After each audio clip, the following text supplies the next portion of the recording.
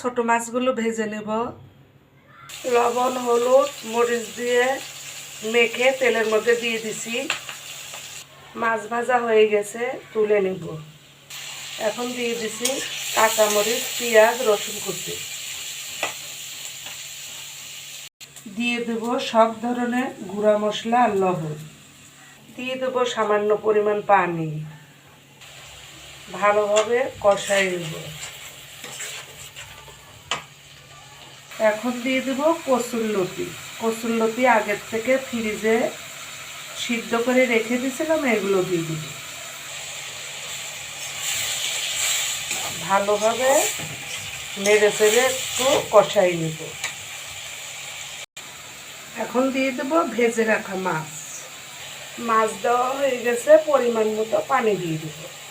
পরিমাণ মতো পানি দেওয়া হয়ে গেছে, ঢাকনা দিয়ে ঢেকে দিব। 10 মিনিট পর ফিরে আসব। ছোট মাছ রান্না হয়ে গেছে, নামাই নিব। হয়ে গেল কচুরলতি দিয়ে ছোট মাছ রান্না করা। এভাবে কচুরলতি দিয়ে ছোট মাছ রান্না করে খেয়ে দেখবেন। আশা করি আপনাদের ভালো লাগবে। আপনারা সবাই ভালো থাকুন, সুস্থ থাকুন। এরপরে দেখা হবে নতুন কোনো রেসিপি নিয়ে। আজকে এখানে শেষ করলাম। আল্লাহ হাফেজ।